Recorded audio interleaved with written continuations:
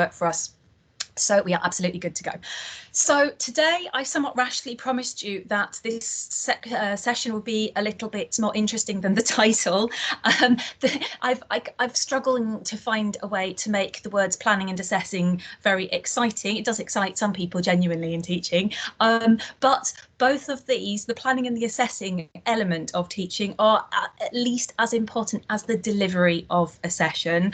It's all the back room work, if you like, that makes your teaching be effective, really. And I always think if you see a really good teacher in action, I always think it looks like a swan. They look very calm and in control, and you think, oh my goodness, how are they managing to do this and seem so unruffled? And I always think it's because of the planning that they've got going on in the background that enables them to appear calm. It's like a swan. They're swimming calmly in the classroom, but they're paddling really hard under the water, by which I mean that they're putting an awful lot of work into the planning, preparation and assessing bit of it. So that's my pitch to you. It is what it is. It's very important that we get to grips with both of these. So we're looking at planning and assessing phonics today, obviously. So these are the things that we will go through today. As I said, at the end, you will have time to self-mark your workbook. I'm going to give you a bit of a whistle-stop tour of the 6 phases of learning phonics that are set out in letters and sounds. And we did touch on this last session, so hopefully it's all starting to be more familiar to you now. We will look at some of the key elements of a phonics session, and we will discuss how to plan a phonics session, and we will think obviously about some of the possible ways of assessing phonics, and I will probably use the words formative and summative quite a lot, so we'll unpick what exactly we mean by that. Hopefully you've come across those in various other sessions, but we will have a little input from our perspective in English on what that might mean as we go. So you should hopefully by the end of the session have more awareness. If you didn't have it already, I know some of you are very experienced in teaching phonics or have seen a fair amount. So hopefully everybody should come out of this session feeling a little bit more clear on the different phases and the progression of learning of phonics set out in letters and sounds. The key elements and structure of a phonics session, and about planning and assessing phonics. And I missed off a TS4 there, but I think I meant that the TS4 from the bullet point above did for the planning of phonics session. So lots of things going on here. If we come back to the Rose Review from 2006, if you remember, it recommended that the best way of teaching phonics was this thing called SSP, systematic synthetic phonics teaching, so that it would be planned, it was a system, there was a progression planned in, and it would be synthetic, by which we mean it's based on blending sounds together. And the suggestion was that the best way of delivering this, generally speaking, was in discrete, by which we mean separate, because I have this most years, people say to me, but discrete doesn't mean that, Catherine, it's a homophone, which brings us into grammar later on. So this version of discrete just means separate. Separate from other English input, basically. Fast-paced, and I can't emphasise that enough, keep it short, keep it snappy, phonics sessions. And the aim is that all children should have secure phonics knowledge by the end of year 2, which I think I mentioned before doesn't always happen. I mean, I think I might have mentioned in the recording I'm going to talk to you about that I've done for next time, that I had children in year 6 and I realised there were huge phonics gaps, and I thought, well, we have to tackle those. We have an option because it was really interfering with their spelling, and of course in year 6 there's a spelling test which they're assessed on by the government. So we had to have phonics groups in year 6, which my head teacher, when I went to her and I said I need to put these in, she was flabbergasted, and I said, well, no, you come and listen to these children and you'll see. So the aim is that most children by the end of year 2 should be secure in phonics, but it's always the case that some children are not at that stage. I need some sort of intervention. The go-to basis for planning phonics is letters and sounds, as we have discussed before. It's a government document. It's not statutory. You don't legally have to go by it, but most schools base their own phonics program, if they have developed their own or they've put one in from somewhere else like Jolly Phonics, it's based on this because actually it's very sensible, it's very clear, it is very systematic. And if you haven't had a chance to look at it already, when you get to it, which you will have to do for next week, you will find that it's very it gives you lesson plans, it gives you activities, and it literally tells you what you should say, what the children should do, what resources you should have. So particularly as a beginning teacher of phonics, it's a really, really useful resource, and I highly recommend it to you for when you need it. So in that, there are 6 phases set out of the teaching of phonics, and it goes from phase 1, which we have talked about before, which is in nursery and reception as well. The emphasis is on speaking, listening, and sound. And I think I might have said to you before, being able to, for example, hear the difference between musical instruments, so the difference between a tambourine and a maraca, for example, so getting them to tune into sounds, and lots of clapping and lots of rhyme. So then we come into phase 2 and 3, where you have more what you would probably think of as more traditional teaching in a way. I would strongly say to you that phase 1, some people say to me that's not teaching, that's just playing, and a lot of people have the perception in the early years that a lot of what children are doing is playing, and they are, but they are learning through play, and it's structured, targeted playing, if you like, a lot of the time. Phase 2 and 3 have more explicit content in terms of developing phonological awareness of phonemes, and this thing called phoneme grapheme correspondence, which sometimes you see written as GPC, which literally just means the connection between the sound that you hear and the squiggles on the page that show you that's the sound that the writer is intending you to hear in your head and say out loud.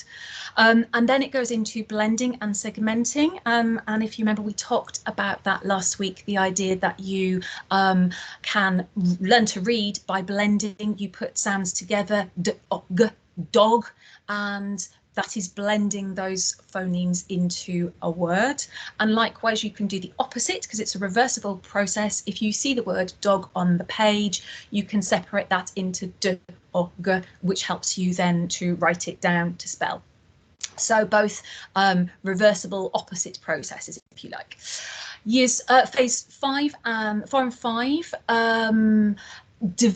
build on that. Hopefully you might have come across the spiral curriculum, this concept of spiral curriculum by now. The idea that you keep revisiting objectives, but you build on those, so your spiral is better getting back. So you keep coming around to the same point, but you build it higher and higher, so you get more sophisticated in your knowledge and understanding. So this is exactly what's happening here with letters and sounds. We're just getting more sophisticated with what we are helping children to understand about phonics, and we are getting into longer words, more complicated patterns of letters and phonemes, all the things that they're going to be able to do and understand to be confident, competent readers. I can see Victoria's made a comment about where can you find a copy of letters and sounds. Now, paper copies, I don't think they print them anymore. I have a personal copy which looks really battered and I treasure, because people have told me that you can't get hold of them anymore. Certainly not. You might be able to get one, a second-hand copy. They are useful if you get your hands on one. Sometimes schools have a little stash in a cupboard, but always ask before you help yourself, obviously. But it's all online, so literally you can download it, and I have put the different phases as a folder on Moodle, so you've got access to that. But literally, if you Google letters and sounds, it pops up, so it's all there one way or the other. And they do have some very useful videos, and we'll try and look at one today to sort of show you. And I think I had one in the end of last session which came from letters and sounds, which might be helpful. So we're building up to from phase 1 to phase 6, and the idea is that at the end of phase 6, children have a very wide range of phonics strategies and awareness at their disposal to help them blend and segment, which means to help them read and write effectively. Okay, so a quick look at phase one. As we've said, lots of clapping, lots of musical instruments. Quite often it's quite sweet when you get the new little ones coming into a primary school. Quite often you'll see a nursery teacher or a reception teacher or a TA leading a little flock of children around the school, and they'll be doing a listening walk to listen to the sounds that they can hear around the school. Hopefully not the sound of a year 6 teacher yelling in my case. And that's a really nice thing to do because it's all this environmental sound as well. Lots and lots of tongue twistery type games and as we said, clapping games. I'm going to try and pause now to show you Harry McClary, which I keep mentioning and I love so much. I just think we should have a little look at. So bear with me and let me see if I can go to that. Let me just have a little look.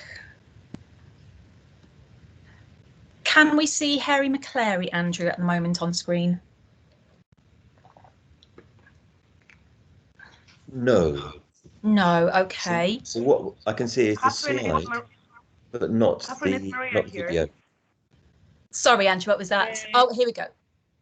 It's Maria here. I just wanted to say that with these slides, what it does is that everyone has to click play on their own. Yeah, it's okay because I'm going to show you. That's a one way. It's absolutely right, Maria. But I'm going to hopefully show you on YouTube. I think if I get it up. Okay. But anyway, but thank you. Yes, that's there are different. Sorry, options. darling. Sorry then. No, absolutely. That's very helpful.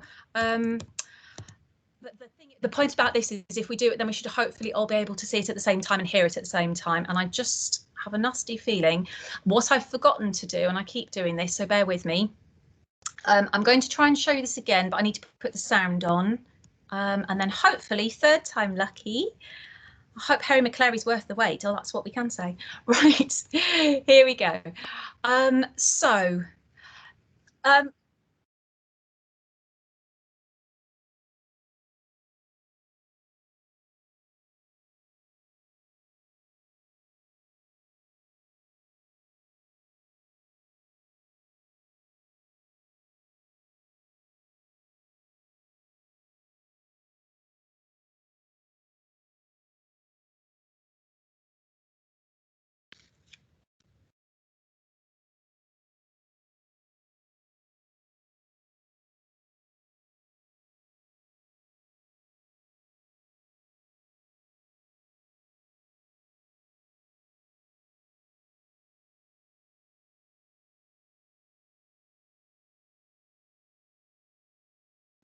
Catherine, I'm not seeing anything on your screen at the moment. Sorry, I was assuming people. Sorry. Okay. Do I take it that nobody was seeing that then? Because all I could see was the video. I can't see any of the chat at the moment. So Andrew, can you tell me what? Is nobody seeing anything? No, we're just seeing. I can just see the gallery at the moment. Right, let me try one more time, and then we will park that and move on. It's annoying because I've got several videos, so I was kind of determined to crack this one today. So I'm trying to share my content. I am including the sound. I am. Let me see if I can. I know. I'm going to try and share my. I think probably if I share my desktop, and then. Let me see if.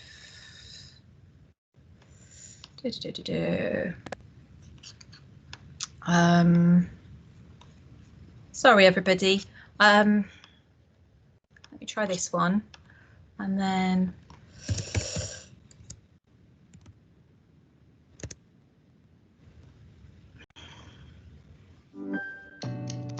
Trying to hit a deadline without losing all your stuff. Can we see the ads? This might be a good moment. It's switching time to a Chromebook. And now it's back to work time. Switch to built-in virus protection. Switch to Chromebook. Harry McClary. Right, can everybody see and hear that? Could somebody say to me, because I can't. Yeah, I can't that's chat. fine, yeah. Catherine. Brilliant. Okay, I'm going to go big screen, and let's hope Harry McClary is worth the actual wait. From Donaldson's Dairy by Linley Dodd. Out of the gate and off for a walk went Harry McClary from Donaldson's Dairy. and Hercules' mouse as big as a house. With Harry McClary from Donaldson's Dairy.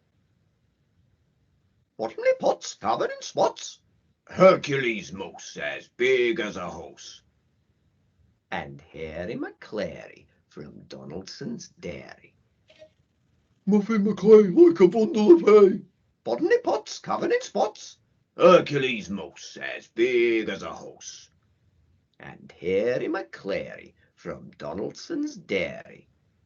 Pizza Maloney, all skinny and bony, Muffin McClay like a bundle of hay, Bottomley pots covered in spots, Hercules' mouse as big as a house. And Harry McClary from Donaldson's Dairy. Schnitzel van Krom, with a very low tum.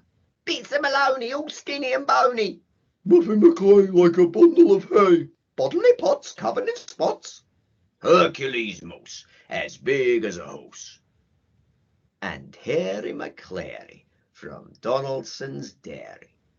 With tails in the air, they trotted on down, past the shops and the park to the far end of town. They sniffed at the smells and they snooped at each door, when suddenly, out of the shadows, they saw Scarface Claw, the toughest Tom in town. Said Scarface Claw. Off with a yowl and a wail and a howl and a scatter of paws and a clatter of claws went Schnitzel van Klum with a very low tom. Pizza Maloney, all skinny and bony, Muffin McClay like a bundle of hay, Bottomley pots covered in spots, Hercules' mouse as big as a house. And Harry McClary from Donaldson's Dairy. Straight back home to bed. Okay, good. So let me see if I can get back out of that. So hopefully, I hope everybody saw this, and I'm seeing some people saying yes, lovely, and they could see, oh, whoops, hang on, I'm still wants to play more. Shush. There we go. Sorry about that. Right. So it takes a bit of faffing going backwards and forwards, but I hopefully it's worth it just because you then get lots of sort of different input. I'm going to try and go back to my screen now. So you will see about that. I mean, if you are not too familiar with children's picture books, that there's a lot of repetition, and it does drive you mad if you've got children, you've read picture books to them. You know that the repetition drives you mad, but it's what they not like, and it's actually what they need.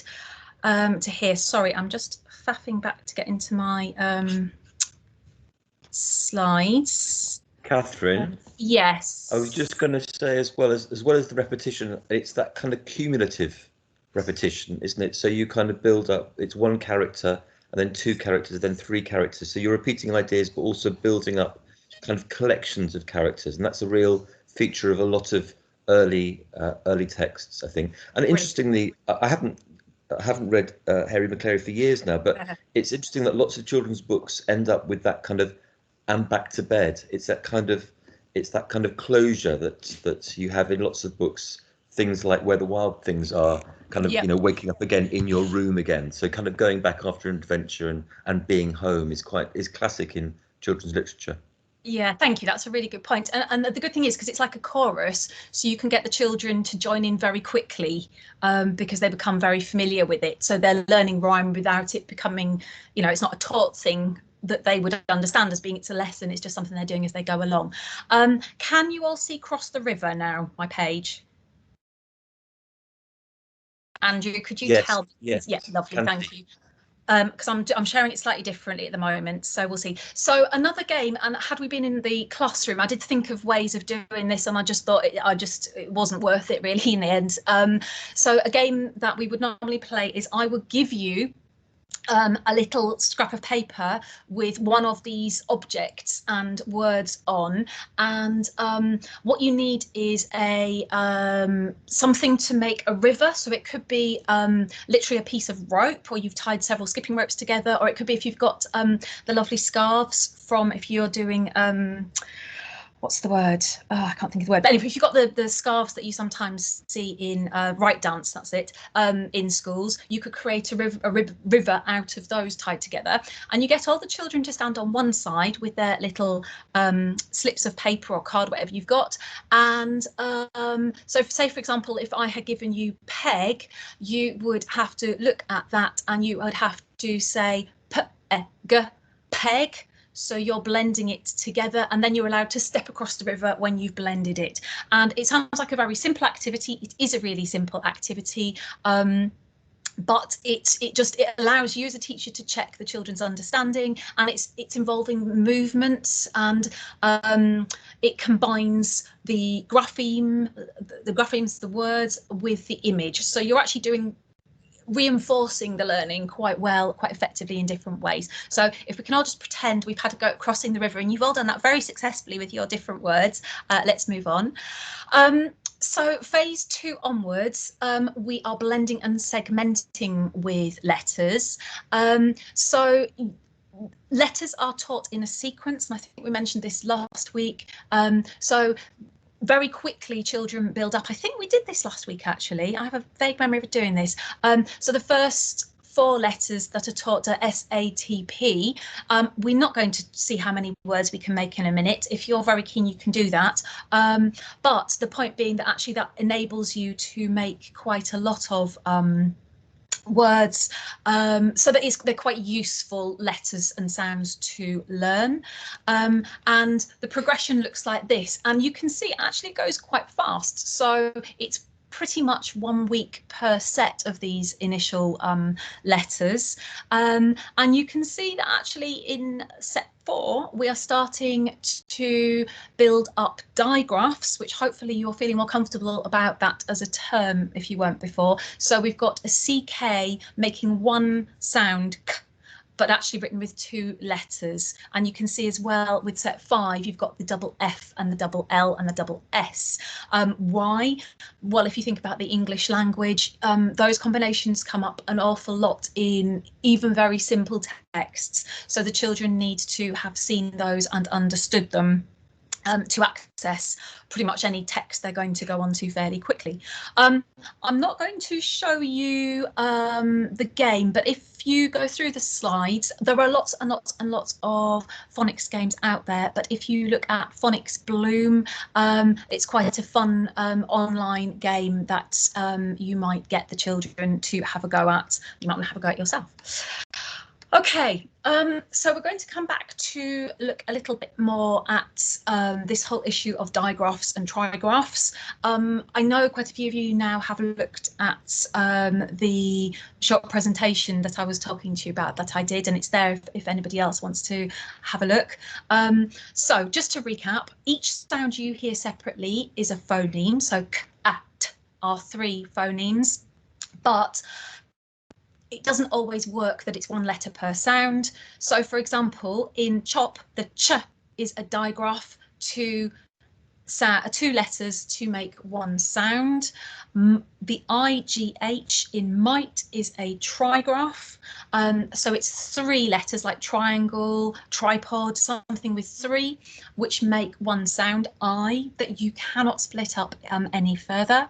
And in 8, the EIGH, A, is a quadgraph, so there are 4 letters, and there aren't very many quadgraphs, but I've popped the quadgraph in here because I think it just helps you to understand the pattern, and then it makes digraph, I think, more understandable.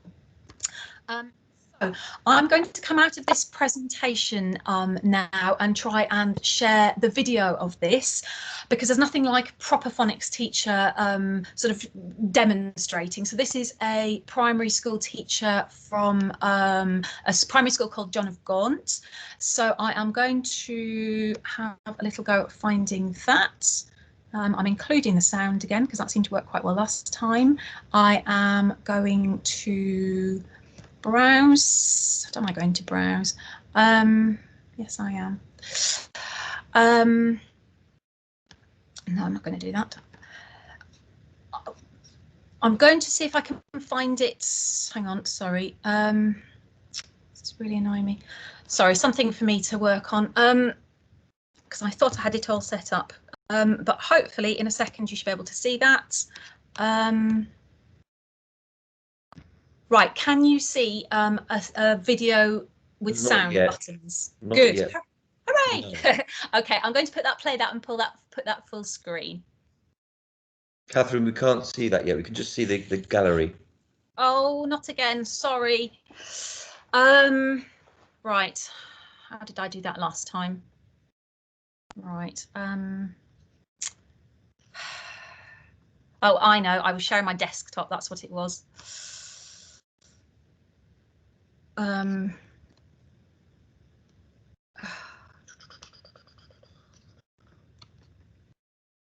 Right. Share my desktop.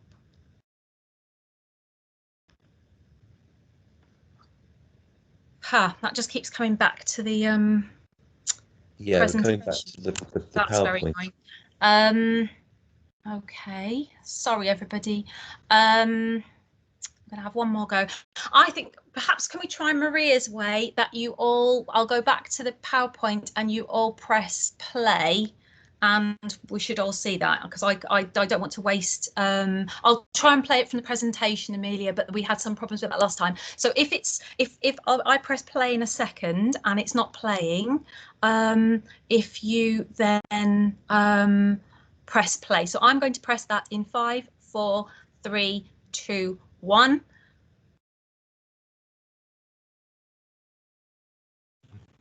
We'll all have to press it separately. Yeah, I think that's the deal. that's right.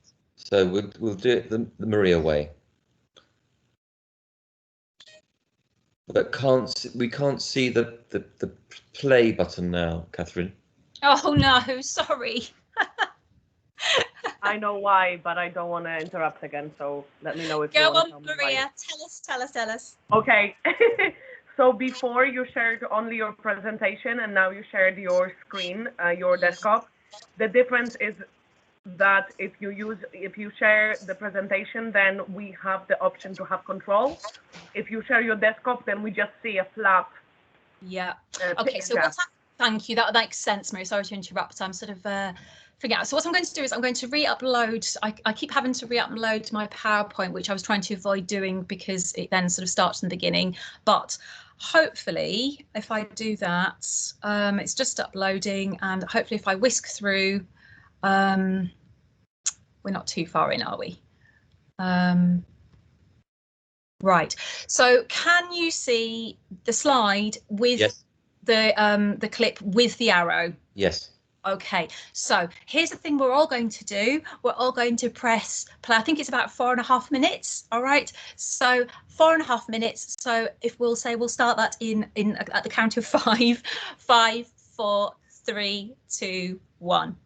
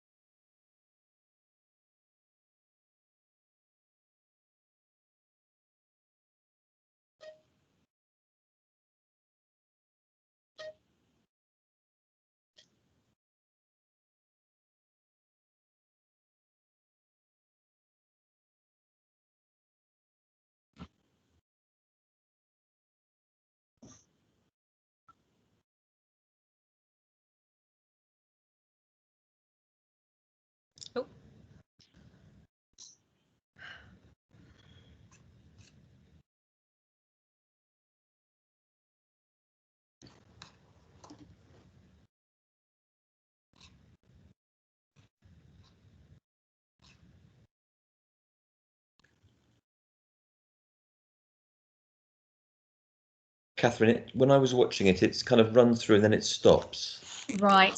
Yes, I've had that. I don't know what's going on this morning. I do apologise. I think we might stop that as an attempt, because I'm very aware of time getting on and people can hopefully watch it. I'll put the links up to these as well. Sorry, I kind of thought that when I embedded it in the slides that it would all, you know, kind of work. Can I just check with you, Andrew, what can you see at the moment? Can you see my slides?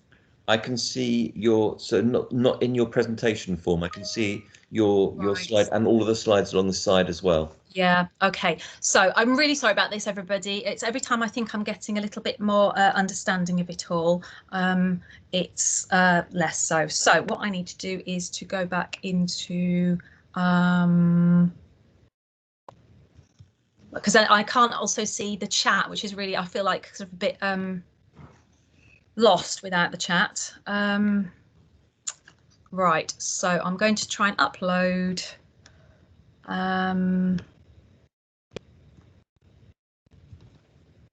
It's because I'm trying to do too many things, I think, and I was getting a little bit above myself. Let's try this one more time. It might well then be that for sake of speed, I leave you to watch the videos in your own time so that that's better. I can see everything now. Yeah, I think that makes loads of sense, Catherine. Yeah, okay, so about that, I will play around some more, everybody. But yeah, let's just crack on. So here is an activity that you can do though. So you should see 5 words down the side of the video. So you've got cat, sack, fusspot, mite, ravine. Have a go at thinking about, I'll just give you a couple of minutes for this. If you've got something, but pen and paper to hand, which you will need later on actually. If you have a go at adding sound buttons. So what the video would have hopefully reinforced was that for every letter that makes one sound, you put a button, a dot underneath, and in a word with a digraph, so like a CK, you put a line underneath those 2 letters to show that it's a digraph. It's 2 letters, but it makes one sound. So have a little go at that. I'll stop talking just for a minute so you can have a little go at that, and then we will have a look at the answers on the next page. Hi, Marcus. Have you got a question?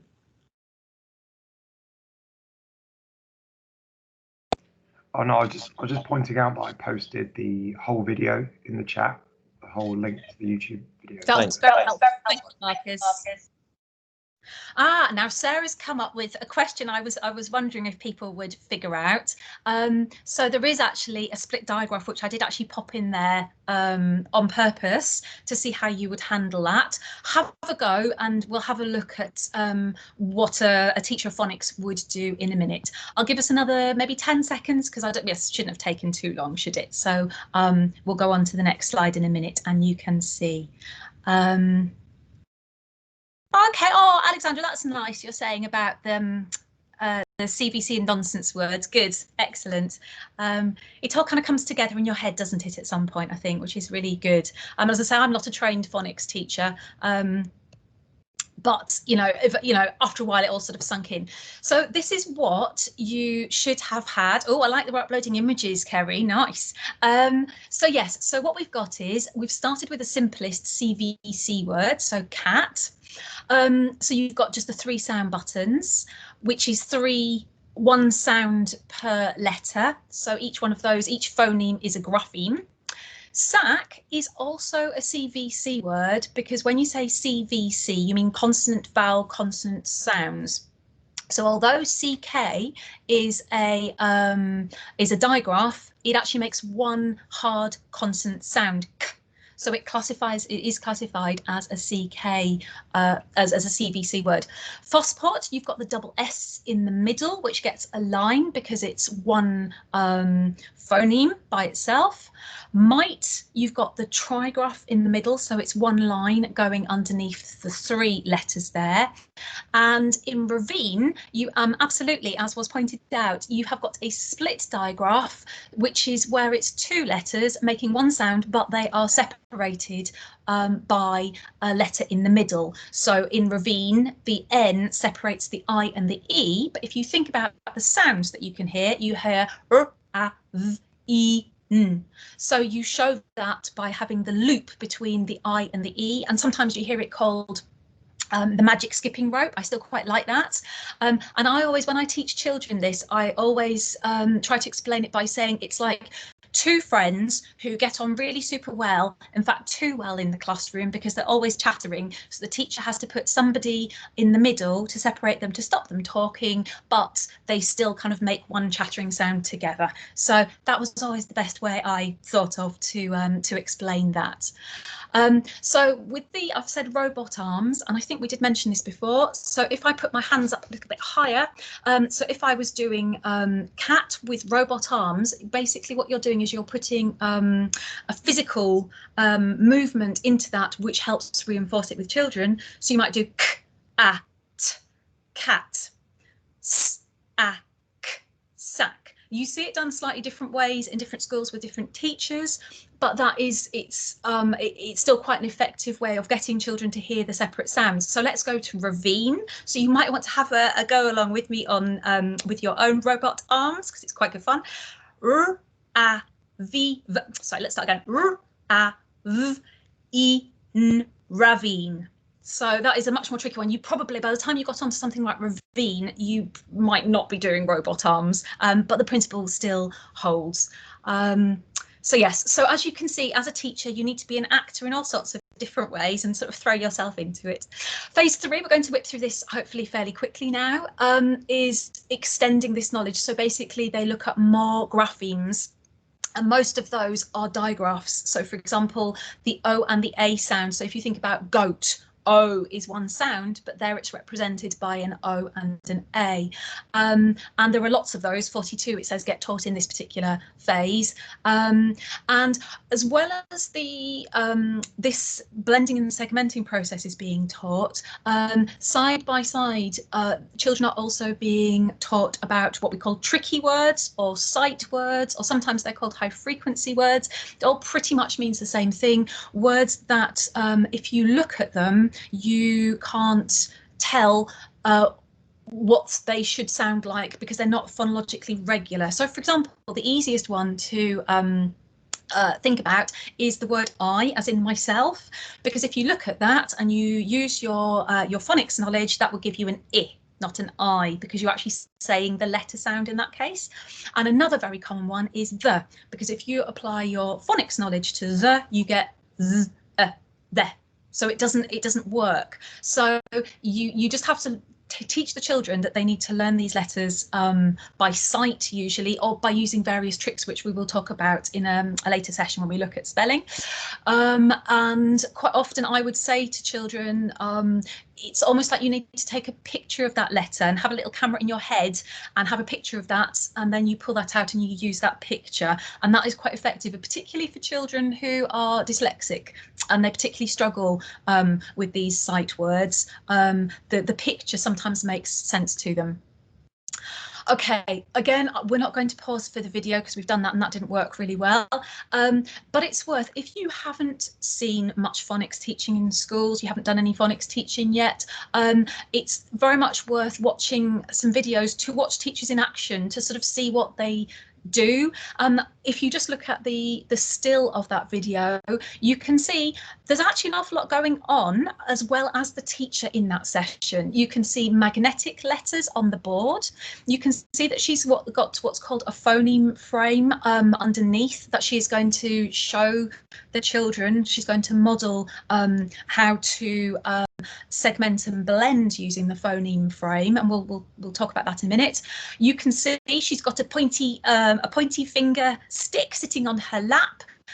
It's all these ways of sort of bringing it alive. She doesn't, and I'm sad about this, in the InShot have a soft toy, but you will see an awful lot of props like soft toys used in phonics, particularly in reception, less so as you go into year 1 and year 2, but you know, very helpful in its time and place. And then behind the teacher, you can see that we have sort of more permanent representation of the graphemes, what the letters look like pinned up. You can actually also, if you look carefully, see underneath her whiteboard, she's actually got the list of complex sounds that we looked at last week. So she's all the phonemes and how they're written down are there. So all of these are resources that she can call on to help her deliver her phonics session. Okay, phase 4 is where you start moving into this thing called adjacent consonants, which is also known as consonant clusters. And if you're in any doubt about that, do look at my my presentation on that. Basically, it is letters consonants that are next to each other, they are adjacent to each other, but that they don't form one sound. So if you think about CK, it makes that k sound, one phoneme. But if you think about the word train, the t and the r, you can hear those separately in train. So they are not one sound, they are two sounds, and that is a consonant cluster, or an example of adjacent consonants. Polysyllabic words, so the longer words with 2 or 3 or more syllables to them. So with this, there's an activity in letters and sounds called quick write. So for example, if I briefly do that with you now, if you kind of try and look at me on the video. I'm going to say a word, and the word I am going to say is went, and that I'm going to sound talk it. So I'm going to say w, e, n, t. And notice I'm really kind of trying to exaggerate the articulation with my lips when I do that. It's really important that children see the shape that their mouths should make. So w, e, n, t. And then what I might ask the children to do is, depending on if I've done this before, I would ask them to show me with their fingers how many sounds they could hear. And a good way of doing assessment for learning is to ask the children to put their fingers up behind their backs, and then you do reveal. So you say, after 3, show me your fingers. So I want you to put your hand behind your back. I want you to count w, e, n, t. And I want to show you to bring your hands forward and show me how many sounds you have got. And you should have 4. W, e, n, t. Then we come on to a frame, which is just like a grid. It is Freddy fingers, exactly. You come onto a grid and you show the children writing that down. So hopefully I borrowed my daughter's ready for school board this morning, so hopefully she's still speaking to me. So I would model w, e, n, t. So we break down a word per cell in the grid. Okay, and then we go went, and we can blend it all together. So what I would like you to do, please, is have a go. Briefly, quickly, just scrappily, please don't get the rulers out. Draw a 4x4 grid. Okay, and I am going to give you some words, and you are going to have a go at writing them in the phoneme frame. So basically 1 phoneme per cell. So with went, it was really easy if I show you again, because you had 1 letter per cell. Sometimes you might have 2 or 3 if it's a digraph or a trigraph. So hopefully you have drawn yourself something approximating to a 4x4 grid. So the first word I am going to ask you to pop in there is milk. Milk. M-I-L-K. And that is your classic CVCC sound, a word, because you've got the 2 letters at the end that you can hear separately, 2 sounds. The next word is smell. S-M-E-L. So have a go at writing that in the row underneath. The next one we're going to have a go at is goats. G-O-T-S. And the last one is speck. S-P-E-K. Speck. So don't worry if you haven't caught up with all of those. It's the thing is just have a go and see the sorts of things you might ask children to do. So here is the answer for you, and you will notice that indeed in some of these cells you have got 2 letters because it's a trigraph. So with the double L sound in smell, those 2 L's go in the same cell. With the O and the A from goat, we've got the O and the A together. If you notice with spec at the bottom, I included this one because it's got both things going on. It's got the CK at the end, which is a digraph because it's one sound, so it belongs in one cell. But the S and the P is actually what we're calling a consonant cluster, because you can hear those 2 separately, or adjacent consonants. So that's a little bit of a whistle-stop tour through that, but I think it's quite helpful. Basically, this always causes confusion every year. If you get 2 consonants together, they can either be a digraph, making one sound, or they can be a consonant cluster, 2 different sounds. They can't be both. It's an either-or. Okay, and that might help you when you come to mark your booklet. Okay, phase 5, we're going to really whiz through this because I'm looking at the time, and I did make wild promises about finishing in about an hour's time. I mean, from when I started, not from now. So basically, just to consider, if you think about the word skin and the word wild, you've got the same grapheme there, the I, but actually it's making 2 different phonemes. So we've got I in skin and I in wild. So it's just getting children to tune into that and to think about trying to find patterns where you would expect the phoneme to be one pronunciation or the other. Again, if you're interested in that, page 136 on letters and sounds is very good. Okay, and phase 6, we are then adding on nuts and bolts to words and developing our understanding more of morphology of how words are put together. Somebody, and apologies, I can't remember who, raised the good point about what is a morpheme last week, and I didn't want to confuse everybody, so I left that at that point. But basically, a morpheme is like with a phoneme is a single unit of sound. So a morpheme is a single unit, but in this case, it's a single unit of meaning. So a suffix, an ending like ing or ed that you quite often see in the past tense, that is a unit of meaning because it's telling you the verb form. So with ed, it's telling you it's in the past tense. And for example, if you think about a prefix, like if you think about the word happy and you put the word un in front of it, un is a morpheme because it tells you we are going the opposite of happy. So it's kind of reversing the word, if you like. So that's a morpheme. And there are lots of more tuning into the more difficult words. For example, beautiful is a very difficult word to spell, and it quite often reassures children when I say to them, well, it's difficult because it comes from the French beau, meaning handsome.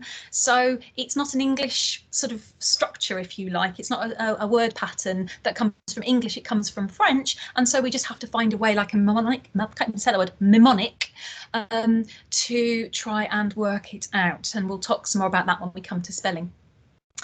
Okay, so in a phonics lesson, preferably 10 to 20 minutes long, depending on the age of the children. With young children, 5 minutes might be fine. You might do 2 5-minute bursts of phonics a day or in the morning or whatever. Always fit it to the child, not what you are rigidly told to do, because it doesn't always work.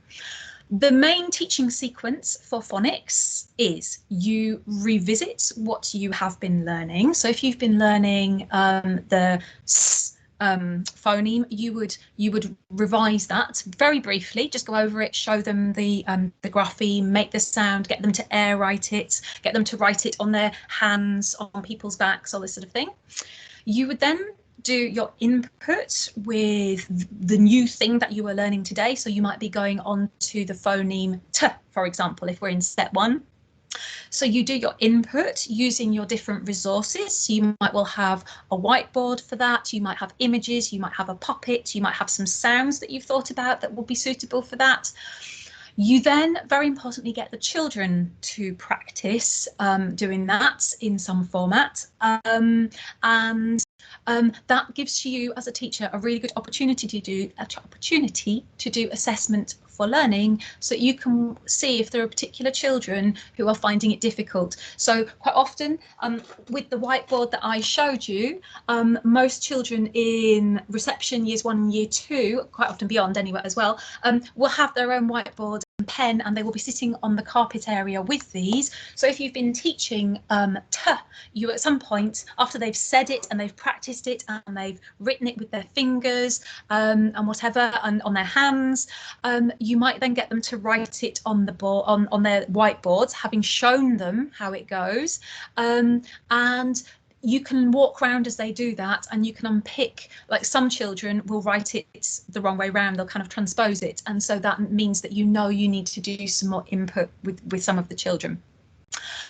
Okay, and then you might, as the children get older, you might then get them to practice their phonics learning, and it might be in some short sentences as we go on. Obviously, it would very much depend on the age of children as to whether there's a written sort of task for this, or whether it's entirely oral and sort of kinesthetic movement based.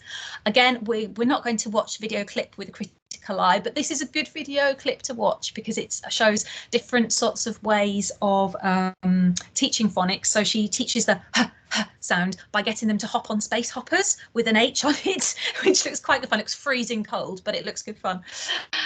Okay, so we have got a plan, a pro forma for you to use with phonics. And it hopefully contains everything that plan. It's small moment, but I'll show you an example filled in a minute, which is bigger, so you'll be able to see it. But I did want you to see the overview, and it just enables you to think through each section that you need to consider when planning a phonics session. This is a plan that you can use in school if you need to. Quite often schools have their own phonics plans ready sort of written, and it's absolutely fine to use those, but this is a good way of checking that everything that you need to have in your session is in there. You might well need to annotate the school's plan because it might not, for example, differentiate for the specific children that you've got in your class. So you might have, particular need in your class, and you need to create a different task for a particular child or particular group of children. So never take a vanilla plan that somebody else has created and run without. Always, think it through, considering the children you're actually teaching with. So if we look fairly briefly at what this session plan actually does, it tells us where the program is coming from, in this case letters and sounds. And I will say this is a plan that a group of students created last year, and they created it for the task that we're going to get you to do for next session. So this may be helpful. Use whatever's useful of it, let's not reinvent the wheel. So it tells you what program. It could be Jolly Sounds, Jolly Phonics if you're in school, Read Write Inc, whatever it is. It tells you what phase that is being taught, and this one is your gift as a teacher. It's the resources, it's what do you need, it's your sort of list of things to have arranged. Because, as a class teacher, you'll be teaching various different lessons a day, and it's very easy to just then remember at the very last minute that you were going to do this and you haven't got it ready. So it's a good thing, it's a good tick list to have ready. Then we have the learning objective. And I always like to identify that with a to, or to be able to, or to understand how to. And remember, with learning objectives, we are very much thinking about the target and not the action. The action is to meet the target, to think about your own action plans. So the learning objective is to recognise the sh sound when it's written down, and to be able to write it. And so this is what they're going to be able to do by the end of it, hopefully. So then we've got the different chunks of the session, which we talked about in the previous slide. You revisit the s and the h letters, which you're going to then be putting together. So you're very much building up their knowledge step by step. So in this case, we take the two graphemes s and h, and we make sure the children are secure with those. But they should be, because we know our class, we know what teaching we've done. This is prior knowledge that we're just kind of reactivating for this session. Then we're doing our new bit of input. We are teaching this shh sound and grapheme, and we are thinking of ways to do that. We are showing it visually. We've got an action, so shh. We're getting the children to say shh, and we are maybe bringing some images into play. It's always very effective. So you might think of a word. I'm trying to think of something more interesting than shop, but a sh word that you can put an image to that will be helpful for the children. Then the children have a, oh, shoe, thank you, Andrew. You get the children to say it. And it's really good, as we've said before, if you get the children to be active. So walk around the room as a train saying shh, shh, shh, shh, shh, for a very old-fashioned steam train. Why not? You then model writing it on the flip chart. So this is where it's important that you yourself have as accurate and as neat and as legible handwriting as possible. I'm a shocker for that. The children would always call me on my bad handwriting. But in fairness, I was year 6, so I got away with it more because it was more words. You know, scribbled words was okay, well, more better in year 6. When you're actually modelling the formation of the letter, I used to do that in year 1, and I used to have to really concentrate hard on getting my letters shaped as beautifully as they should be. You get children to write it with their fingers. On their partner's back, unless that's going to cause behavioural issues, in which case don't. On their hand, because if you write it on somebody's back, you're writing it quite big. But then if you write it on your hand, you're developing fine motor skills because it's going smaller. And then on the whiteboard. So lots of scaffolding up to the point at which you ask them to write it with their pens on a whiteboard. Okay, so you think about how you can consolidate that. So you might have what's called small world. So in the early years and Key Stage 1 classrooms, you have a lot of things, of little toys, sheep, fish, ships, shoes. It's all coming out now, all the show words, isn't it? And so you might have those, and you might have labels on them. You might provide, there's usually a little writing corner with some paper and some pens for the children. You might put the sh and some show words there for them to practice if they want. You might well find a Harry McClary type story which features sh a lot, or even tell them, make up a sh story. You might bring it into maths. You might count shoes. So there are lots of opportunities to bring that in. You might not do that all in one lesson or all in one day, but it's useful to think about, well, how else could I really reinforce their learning with other activities, possibly in other subject areas? Assessment for learning. It's always useful to think as you go along, how are the children doing? Have I got the children with me? So as we've said, if they're showing you their whiteboards, you can see if they've got what they need out of the lesson, if they can write it accurately or not. And the sooner you can, if you see that they've written it, say the H and the S the wrong way around, the sooner you can intervene and get them to redo that accurately, the better, because it doesn't stick as a habit in their heads. So the quick input is always the most valuable. And then at the end of the session, this is the bit you wouldn't fill in until you've done the session, and then this is a brief evaluation, which is an evaluation of 2 things. It's an evaluation of how your session went, and on the seashore. Thank you, Clara. She sells seashells on the seashore, definitely. So you think about, how did your teaching go, and reflect on, well, if I was going to do that again, what would I add? What would I take away? What would I do better? What would I not do? All of this sort of thing. And you also need to reflect on the children's learning and the progress that the children made in this session, because if they didn't make progress, there's not much point in having it. So you have to think about, did all children make progress? Did some children make progress? What do I need to do to ensure that children who didn't make progress, are up to the bit that you want them to be at? You might need to have a little intervention group in the afternoon, and there might have been a group of 4 children you could see were really wobbly on sh. So you gather them together while everybody else is doing some choosing time, and you have another little go with them at that. So that, in a nutshell, is a session plan. If you look on Moodle, you will see there's some guidance. So for each of those sections, you will see what constitutes a good chunk of phonics planning, and it's basically, On the left hand side, it's like sort of your entry level when you're just beginning to plan and teach phonics, and hopefully as you get more confident at teaching phonics and more experienced at doing that, you should move to the right hand side, which just means that more of the teaching is more successful for more children more of the time, if you see what I mean. It's all about that teaching to the largest number of children you possibly can, basically. So that's there for you. You can print it off, you can use it for your own records if you find that helpful, but it's there for you.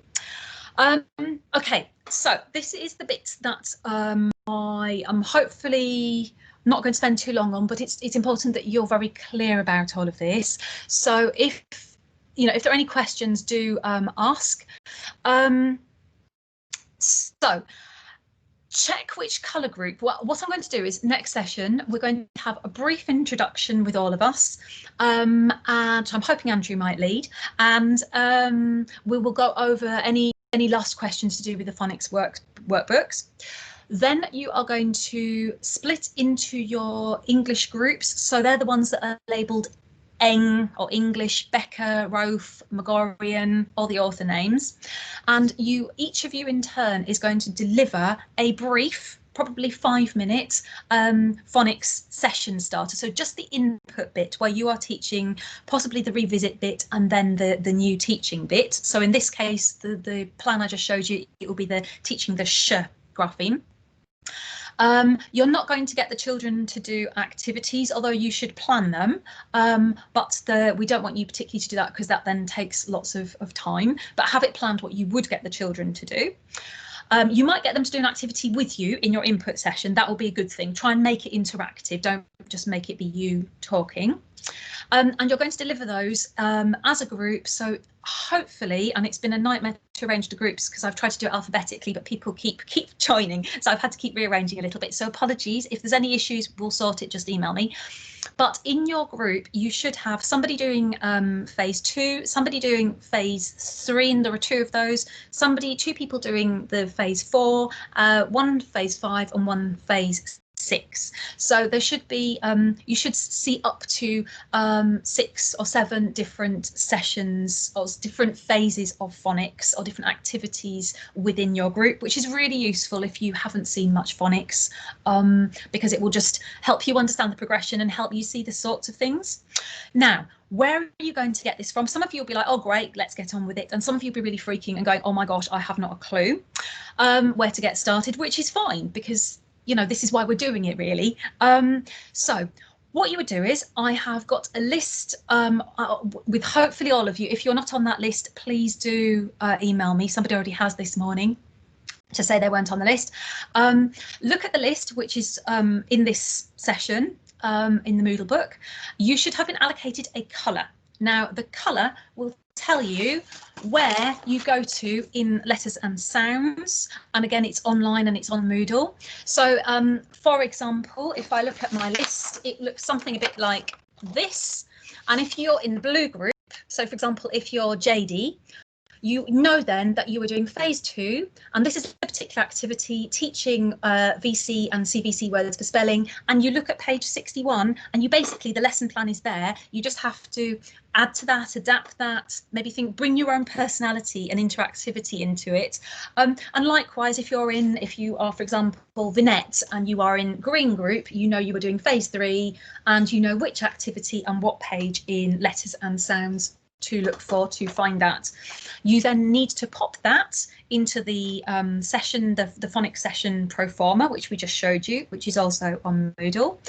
If you want to get together with people in your colour group, so for example, if Rose and Florrie think, okay, well, we're going to plan together, I'm going to create channels after the session for the colour groups, and you can, or you could just get in touch with each other either way and plan together.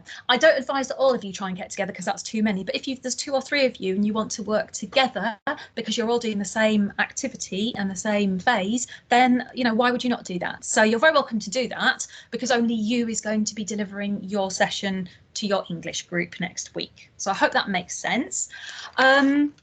Yes, so just do the teacher input session. section of it. Keep it fast paced. Remember, 5 minutes is ample, because remember you'll have maybe 6 or 7 groups to get through in your particular group. If you can, practice in advance. If you're whizzy, you could use technology. So, for example, an interactive whiteboard. There's a Microsoft has a good interactive whiteboard that you could use. You could use an old school whiteboard or a piece of paper or whatever. Bring in some puppets, bring in special effects, whatever you need to do to make it lively and engaging.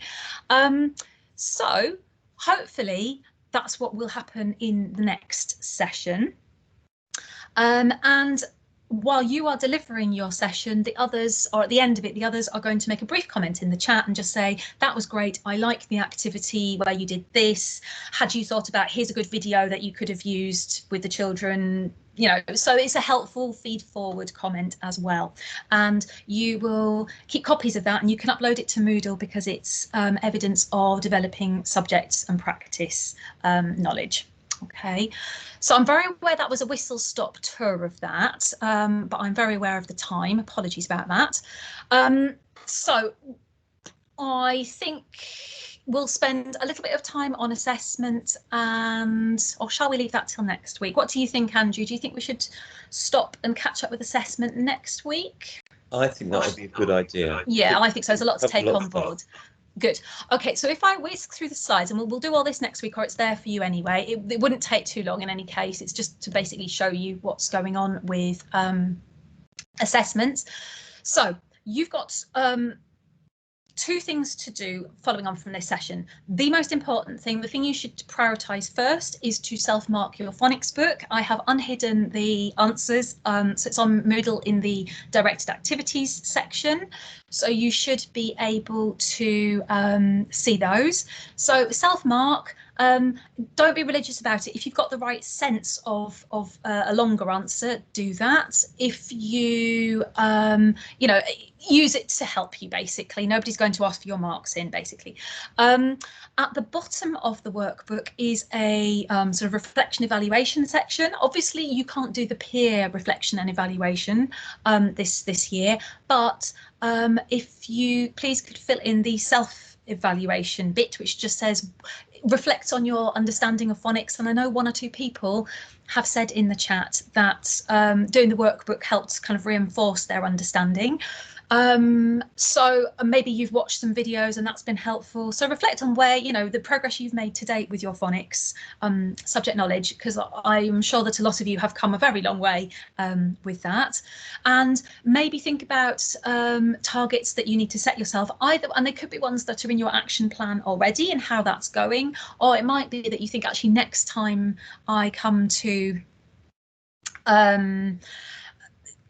my action plan, I'm going to add another SMART target based on this. Okay, so use it to help you. And then please, could you upload your workbook to 2 places? Could you upload it to the English Moodle site, because it's much easier for me to see all of you in one place and work out who's managed to upload, and if I need to chase anybody nicely. And also, but use it for you, it's part of your training record, so upload it to Mosaic as well. Okay, Christina, I can see that you're saying you still don't have access to Moodle, which is really annoying for you, so apologies. I will, I think I will email. So if anybody else has issues with it, it's a Word document, so I will email it to anybody who wants, including Christina.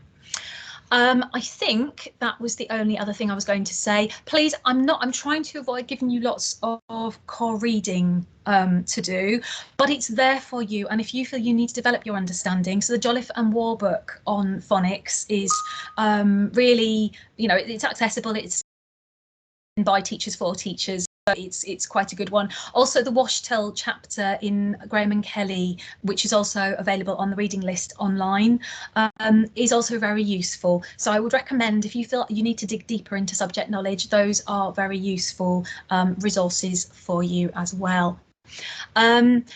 So next week, I think we've come to the end. So next week, so yes, to recap. So first of all, finish off your phonics books, then that's done. With the reflection, upload to 2 places, then that is literally off your